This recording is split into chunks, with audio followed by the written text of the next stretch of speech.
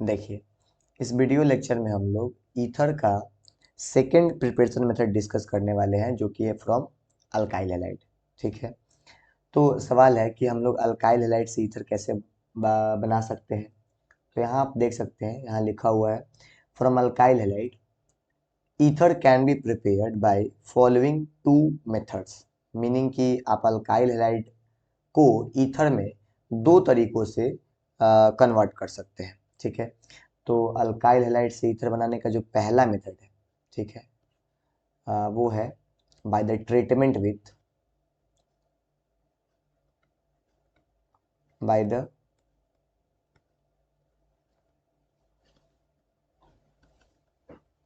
Treatment with sodium alkoxide. ठीक है, meaning ये है कि अगर आप अल्काइल हैलाइड को सोडियम अल्कोक्साइड के साथ, जो कि कुछ ऐसा दिखता है NaOR, ठीक है, सोडियम अल्कोक्साइड के साथ ट्रीट करते हैं तो आपको ईथर प्राप्त होगा एज प्रोडक्ट। ठीक है, और आपको ये बात भी समझना पड़ेगा कि ये जो मेथड है अल्काइल हैलाइड से सोडियम अल्कोक्साइड को ट्रीट करके ईथर बनाने का जो मेथड है, इसको बेसिकली विलियमसन नाम के साइंटिस्ट के द्वारा बताया गया था, इसलिए इसका नाम जो होता है वो बेसिकली होता है विलियमसन्स सिंथेसिस। ठीक है, विलियमसन्स सिंथेसिस के नाम से इसको जाना जाता है। ठीक है, जबकि एक और मेथड है जिससे कि आप अल्काइल हाइड को ईथर में कन्वर्ट कर सकते हैं, वो है बाय द ट्रीटमेंट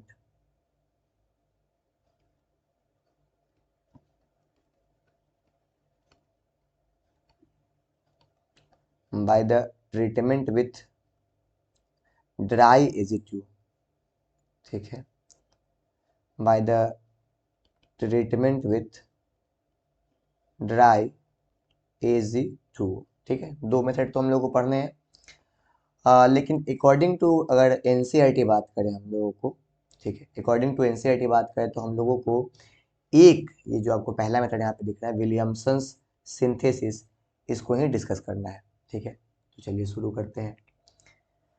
देखिए, विलियमसन सिंथेसिस का बात किया जाए तो आप इसका मीनिंग अभी भी समझ ही चुके हैं कि जब आप अल्काइल हैलाइड्स को जब आप अल्काइल हैलाइड को ट्रीट करते हैं विथ सोडियम और पोटासियम अल्कोक्साइड, ठीक है, तो आपको ईथर ऑब्टेन्ड होता है एज प्रोडक्ट, तो आपको ईथर बनता है।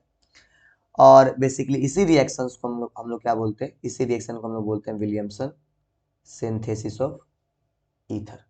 ठीक है, तो हम लोग इस रिएक्शन का चलिए जनरल फॉर्म देखें, उससे पहले हम समझते हैं कि जो सोडियम या पोटासियम एल्कोक्साइड होता है ये कहाँ से आता है। ठीक है, तो बेसिकली सोडियम और पोटासियम जो एल्कोक्साइड है वो आप ऑब्टेंड कर सकते हैं अल्कोहल से।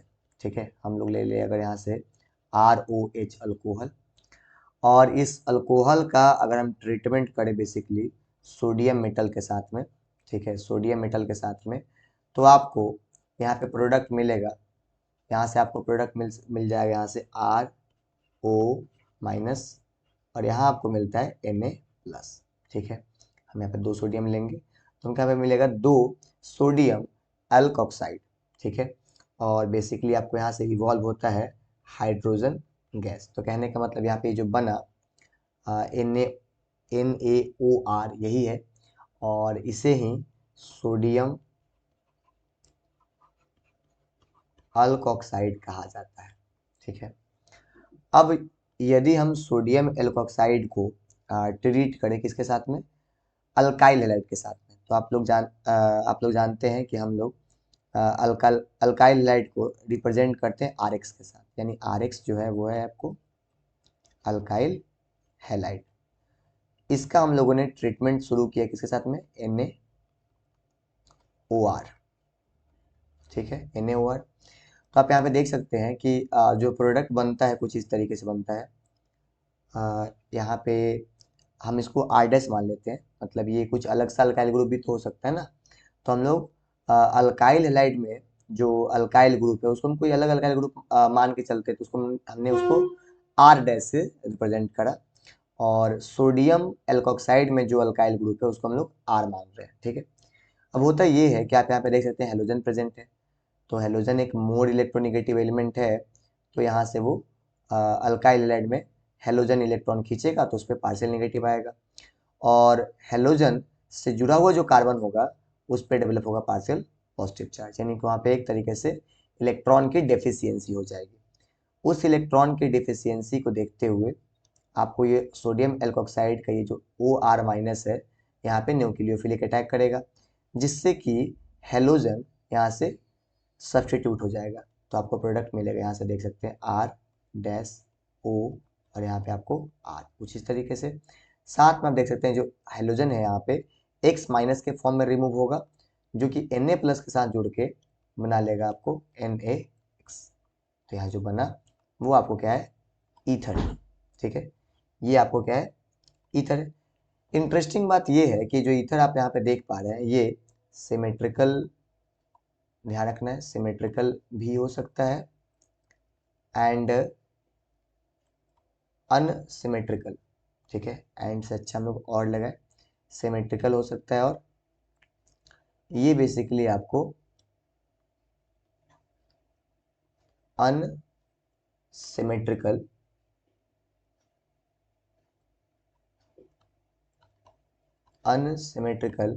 भी हो सकता है, ठीक है। यानी ये जो विलियमसन सिंथेसिस मेथड है ईथर बनाने का, ठीक है, इससे आप सिमेट्रिकल और अनसिमेट्रिकल दोनों ही तरह के ईथर प्रिपेयर कर सकते हैं, ठीक है। इसीलिए यहाँ पे बोला जा रहा है कि ये जो मेथड है, ठीक है, ये जो मेथड है ये सिमेट्रिकल और अनसिमेट्रिकल दोनों ही टाइप के ईथर बनाने के लिए एक अच्छा मेथड है, ठीक है। अब इसके हम लोग कुछ कॉमन एग्जाम्पल देख लेते हैं, जैसे कि मान लीजिए हमको एक ईथर बनाना है, डाईमिथाइल ईथर। तो डाईमिथाइल ईथर बनाने के लिए हम लोग यहाँ पे लेते हैं मिथाइल ब्रोमाइड, ठीक है, और साथ में सोडियम मिथॉक्साइड, ठीक है। तो आपको पता है क्या करना है, यहाँ से जो आपको मिथॉक्साइड आयन है इसको हम लोग क्या बोलेंगे, इसे हम यहाँ पे बोल रहे हैं सोडियम मिथॉक्साइड, ठीक है, सोडियम मिथॉक्साइड। तो सोडियम मिथॉक्साइड यहाँ पे मिथाइल पे न्यूक्लियोफिलिक अटैक करेगा, जिससे कि आपका यहाँ हेलोजन जो है वो रिमूव हो जाएगा, तो प्रोडक्ट मिलेगा आपको CH3OCH3। ये जो प्रोडक्ट बना इसका बेसिकली यहाँ पे नाम है डाई मिथाइल और ईथर, साथ में एक बाई प्रोडक्ट क्या बन गया, NaBr। तो यहाँ पे जो डाईमिथाइल ईथर बन रहा है वो आपको पता है कैसा ईथर है, सिमेट्रिकल ईथर है, ठीक है। सिमिलरली हम लोग एक और यहाँ पे ईथर बनाने की कोशिश करते हैं जो कि है अनसिमेट्रिकल ईथर, और यहाँ पे हम लोग बनाने का ट्राई करते हैं इथाइल मिथाइल ईथर, ठीक है। तो इथाइल मिथाइल ईथर बनाना है हम लोगों को, तो हम लोग ऐसा करते हैं कि यहाँ पे हम ले लेते हैं इथाइल हैलाइड, ठीक है, इथाइल ब्रोमाइड ले लेते हैं, और फिर हम लोग यहाँ पे यूज करते हैं सोडियम सिमिलरली मिथॉक्साइड, ठीक है। वापस से रिएक्शन कुछ इस तरीके से होगा कि यहाँ पे ब्रोमीन है सो पार्शियल नेगेटिव, कार्बन है सो पार्शियल पॉजिटिव, तो यहाँ पे वापस से एक न्यूक्लियोफिलिक अटैक होगा, यहाँ ब्रोमीन फिर से बाहर चला जाएगा, और आपको एक प्रोडक्ट बनते हुए देखने को मिलेगा यहाँ पे CH3 CH2OCH3 और बाई प्रोडक्ट में आपको NaBr। तो यहाँ पे ये जो प्रोडक्ट बना आपको दिख रहा है CH3 CH2OCH3, तो बेसिकली इस ईथर का नाम हो जाएगा इथाइल मिथाइल ईथर, ठीक है। आप अगर यहाँ पे ध्यान देंगे तो ये एक तरीके से न्यूक्लियोफाइल का अटैक हो रहा है, जो ये एल्कोक्साइड आयन है वो अल्काइल हैलाइड पे न्यूक्लियोफिलिक अटैक कर रहा है, जिससे कि हेलोजन का सब्स्टिट्यूशन हो जा रहा है, ठीक है। तो यानी कि एक तरीके से ये न्यूक्लियोफिलिक सब्स्टिट्यूशन रिएक्शन है, ठीक है, न्यूक्लियोफिलिक सब्स्टिट्यूशन रिएक्शन है। और आप देख सकते हैं कि यहाँ पे न्यूक्लियोफाइल का अटैक और लिविंग ग्रुप का रिमूवल क्योंकि सेम स्टेप में हो रहा है इसलिए हम बोल सकते हैं कि न्यूक्लियोफिलिक सब्स्टिट्यूशन होने के साथ साथ ये SN2 पाथवे फॉलो कर रहा है। ठीक है, तो ये दोनों रिएक्शन कौन से पाथ फॉलो कर रहे हैं? SN2 पाथ फॉलो कर रहे हैं। ठीक है, सो हम लोग यहाँ पे एक स्टेटमेंट दे सकते हैं, this reaction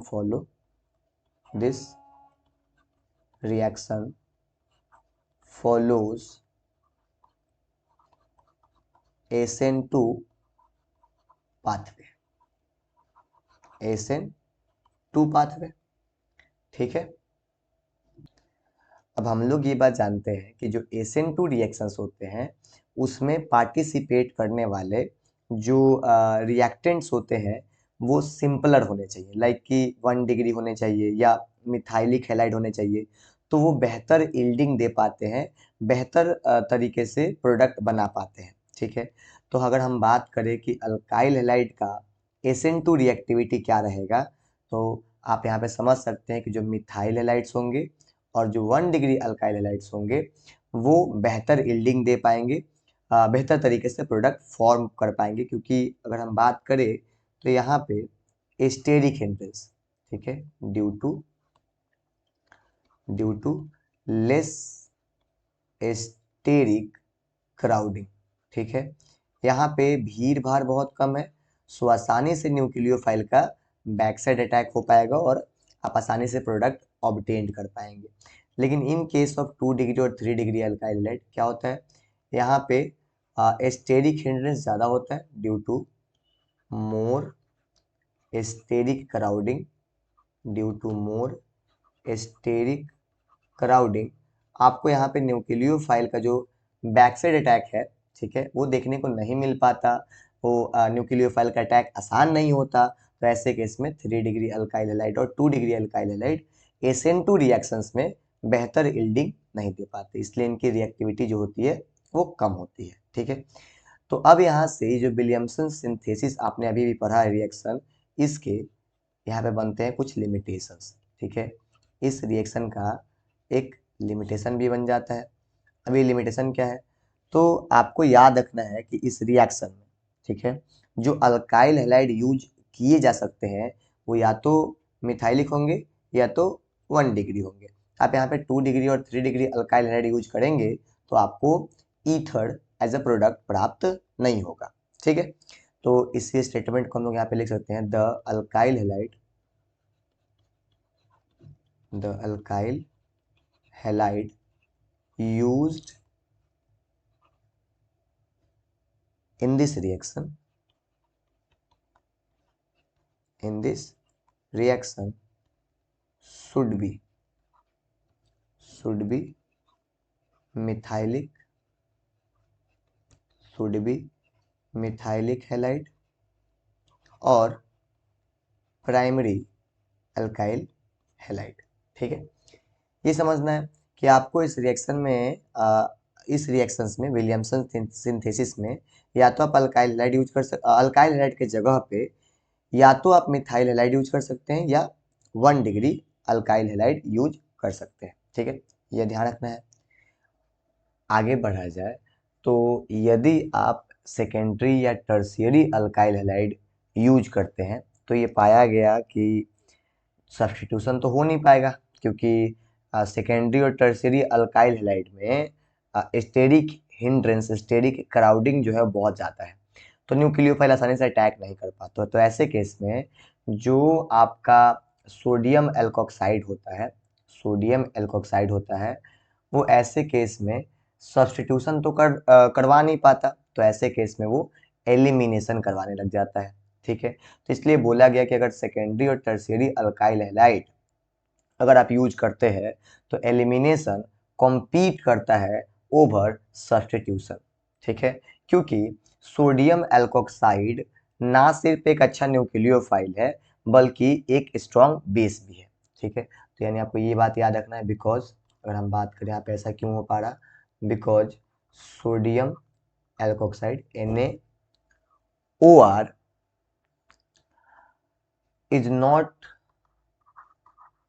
is not only nucleophile but it is also a strong base. ठीक है, क्योंकि ये बेस की तरह भी बिहेव कर सकता है, इसलिए अगर आप सेकेंडरी और टर्शियरी अल्काइल हैलाइड यूज करते हैं तो सब्स्टिट्यूशन नहीं हो पाएगा, तो ऐसे केस में एलिमिनेशन होने लग जाता है। ठीक है, जैसे एग्जाम्पल में बताया गया है कि अगर आप टर्शियरी अल्काइल हैलाइड यूज करते हैं तो ऐसे केस में वो एलिमिनेशन रिएक्शन शो करता है विथ सोडियम एल्कोक्साइड। ठीक है, और तब ऐसे केस में प्रोडक्ट ईथर मिलने की बजाय क्या मिलता है, तो ऐसे केस में आपको अल्कीन मिलता है एज प्रोडक्ट। ठीक है, तो हम लोग इस रिएक्शन को एक बार परफॉर्म करके देख लेते हैं कैसा मिलता है, कैसे अल्कीन मिल जाता है। तो ध्यान दीजिए, टर्शियरी अल्काइल हैलाइड के जगह पे हम लोग यहाँ पे यूज कर लेते हैं टर्शियरी ब्यूटाइल ब्रोमाइड। ठीक है, तो हमारे पास में यहाँ पे है आपको टर्शियरी ब्यूटाइल, यानी एक CH3, यहाँ पे CH3 नीचे 3 CH3 है, और यहाँ पे आपको लगा हुआ है Br।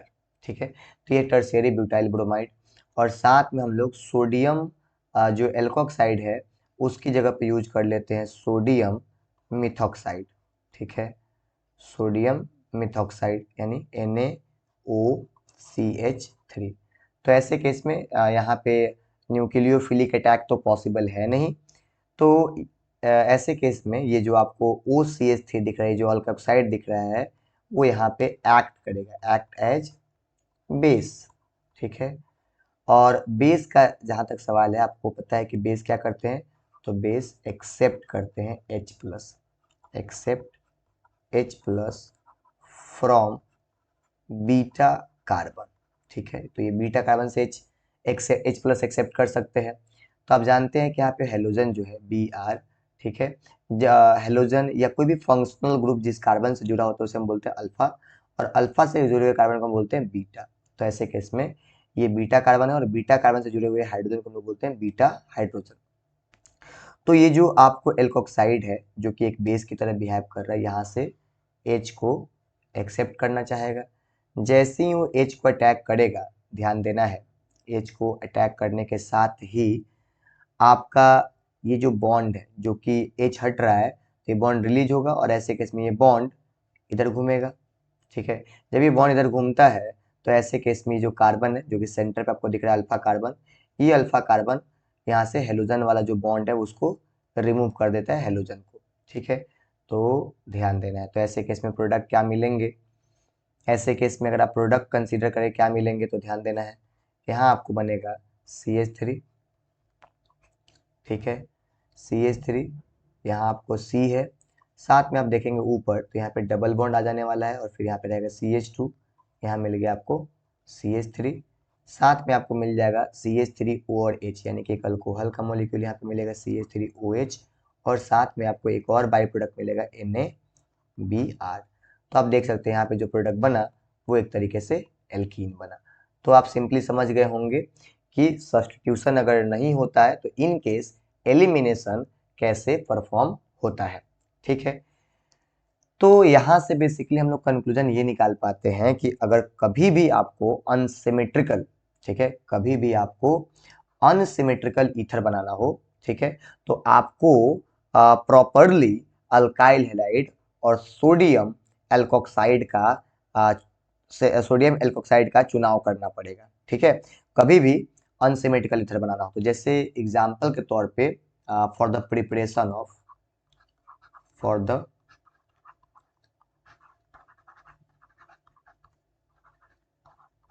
Preparation of ethyl tertiary butyl ether, ये हमको बनाना है। ठीक है, ये हमको बनाना है, मान लीजिए इथाइल टर्शियरी ब्यूटाइल हमको ईथर अगर बनाना हो, तो बेसिकली इसके लिए ये एक टाइप का आप देख सकते हैं कि अनसिमेट्रिकल ईथर है। ठीक है, तो इस अनसिमेट्रिकल ईथर को बनाने के लिए हमको बहुत ही सेलेक्टिवली अल्काइल हैलाइड और सोडियम एल्कोक्साइड चुनना पड़ेगा। ठीक है, तो चलिए हम लोग करते हैं ऐसा कि हमको इथाइल एक और चाहिए, और एक और चाहिए टर्शरी ब्यूटाइल। ठीक है, और बेसिकली हमको यहाँ पे ईथर बनाना है। तो अगर हम इसको पहले दिखा दें कि दिखता है कैसे, तो ये कुछ ऐसा दिखेगा, CH3 CH2 यहाँ आपको O और एक साइड में आपको टर्शियरी ब्यूटाइल रहने वाला है, यानी CH3, C पे 3 CH3 इस तरीके से। तो ये है आपको इथाइल टर्शियरी ब्यूटाइल ईथर। ठीक है, तो इस प्रोडक्ट को बनाने के लिए यदि आप यूज करते हैं CH3 यानी कि अगर आप टर्शियरी अल्काइल हैलाइड लेते हैं और साथ में लेते हैं सोडियम इथॉक्साइड, ठीक है, सोडियम इथॉक्साइड, तो ऐसे केस में आप समझ रहे हैं कि ये 3 डिग्री अल्काइल हैलाइड है, 3 डिग्री RX है। तो आप को पता है कि यहाँ पे तो सब्स्टिट्यूशन हो नहीं पाएगा क्योंकि स्टेरिक हिंड्रेंस बहुत ज़्यादा है। ठीक है, तो ऐसे केस में एलिमिनेशन होगा और आपको प्रोडक्ट में ईथर नहीं मिलेगा। ठीक है, आपको यहाँ पे प्रोडक्ट में ईथर प्राप्त नहीं होगा, बल्कि यहाँ पे इस रिएक्शन में आपको एलिमिनेशन होगा और प्रोडक्ट के तौर पे एल्किन्स मिलेगा। ठीक है, तो यानी कि हमको ये प्रोडक्ट तो नहीं मिला। तो इस वजह से ही बोला जा रहा है कि जब भी आपको अनसिमेट्रिकल ईथर बनाना हो तो आपको सेलेक्टिवली अल्काइल हैलाइड और सोडियम एल्कोक्साइड सेलेक्ट करना पड़ेगा। ठीक है, प्रॉपरली सिलेक्ट करना पड़ेगा। तो जैसे अगर हमको इस ईथर को बनाना हो तो इसके लिए हम लोग ले सकते हैं, ध्यान दीजिए, इसके लिए हम लोग यूज कर सकते हैं इथाइल हैलाइड। ठीक है, यानी कि हम लोग यूज कर सकते हैं यहाँ पे इथाइल हैलाइड, और इथाइल हैलाइड की जगह हम लोग इथाइल ब्रोमाइड ले लेते हैं। और फिर हमको यहाँ पे लेना पड़ेगा सोडियम टर्शियरी ब्यूटॉक्साइड। तो टर्शियरी ब्यूटॉक्साइड का मतलब हो गया यहाँ पे सी पे 3 CH3 लगा लीजिए। अब ऐसे केस में ये जो आप यहाँ पे देख पा रहे हैं इथाइल ब्रोमाइड, चूंकि ये प्राइमरी अल्काइल हैलाइड है, सो न्यूक्लियोफाइल का अटैक बहुत ही आसानी से हो सकता है यहाँ पे। ठीक है, और यहाँ पे अटैक होगा तो आपको समझ में आ रहा है कि यहाँ पे जो हेलोजन है वो आसानी से रिमूव भी कर जाएगा। तो प्रोडक्ट क्या मिलेगा, तो प्रोडक्ट यहाँ पे मिल जाएगा CH3 CH2O और यहाँ पे C पे 3 CH3, कुछ इस तरीके से। तो आप आसानी से यहाँ पे क्या बना पाए, तो आसानी से आप यहाँ पे बना पाए क्या, इथाइल टर्शियरी ब्यूटाइल और ईथर। ठीक है, ये ध्यान रखना है। तो आपने ये समझा कि इथाइल टर्शियरी ब्यूटाइल ईथर अगर बनाना हो तो हम लोग कौन सा मेथड अपनाएंगे। ठीक है, सिमिलरली यहाँ पे एक और एग्जांपल हम लोग यूज करने वाले हैं। अगर हमको मान लीजिए बनाना है, यहाँ से हम लोग को फॉर्म करना है फॉर द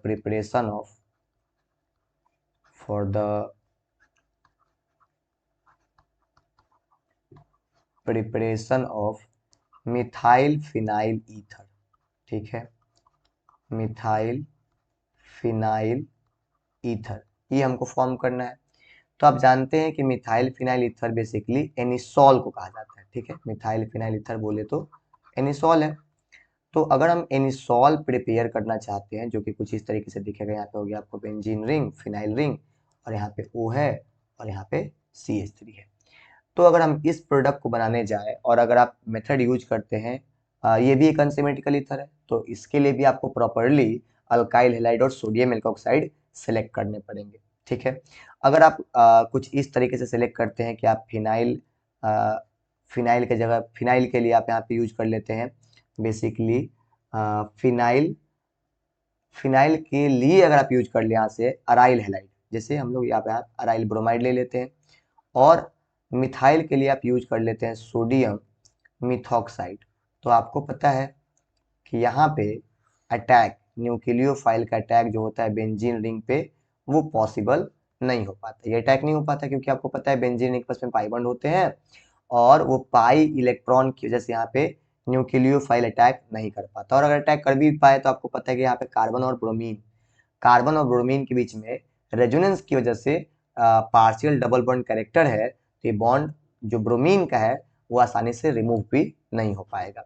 तो कहने का मतलब कि यहाँ भी आपको कोई रिएक्शन देखने को नहीं मिलेगा। ठीक है, तो अगर आपको मिथाइल फिनाइल ईथर फॉर्म करना है तो इसके लिए आप यूज कर सकते हैं, जो कि एक आसान तरीका है कि आप मिथाइल ब्रोमाइड ले लीजिए। ठीक है, और साथ में आप यूज कर लीजिए सोडियम फिनॉक्साइड। ठीक है, सोडियम फिनॉक्साइड यूज कर सकते हैं। यहाँ पे O पे यहाँ पे नेगेटिव चार्ज है, जो कि यहाँ पे आसानी से यहाँ पे पार्शियल नेगेटिव है और यहाँ पे कार्बन पे पार्शियल पॉजिटिव है। इस न्यूक्लियोफाइल का यहाँ पे कार्बन पे आसानी से न्यूक्लियोफिलिक अटैक हो सकता है, जिससे कि बॉन्ड आसानी से घूम जाएगा और फिर आपको प्रोडक्ट के तौर पे देख सकते हैं क्या मिल जाएगा, O और यहाँ पे CH3। ठीक है, तो आप देख पा रहे हैं कि जब भी आपको ईथर बनाना हो, अनसिमेट्रिकल ईथर बनाना हो, ठीक है, बहुत ही प्रॉपरली आप सिलेक्ट कर लीजिए कि आपको कौन सा अल्काइल हैलाइड और कौन सा सोडियम एल्कोक्साइड लेना बेहतर रहेगा। ठीक है, जनरली आपको कोशिश करना है कि जो आप अल्काइल हैलाइड का सिलेक्शन करें वो सिंपलर हो, मिथाइलिक हैलाइड हो या 1 डिग्री अल्काइल हैलाइड हो। ठीक है, तो ये आपको विलियमसन सिंथेसिस ऑफ ईथर के बारे में कंप्लीट डिस्कशन हो चुका है। तो प्रिपरेशन जो है ईथर का वो कंप्लीट हो गया है। हम लोग अगले वीडियो लेक्चर में ईथर के केमिकल और फिजिकल प्रॉपर्टीज का बात करेंगे। तो इस वीडियो लेक्चर में इतना ही।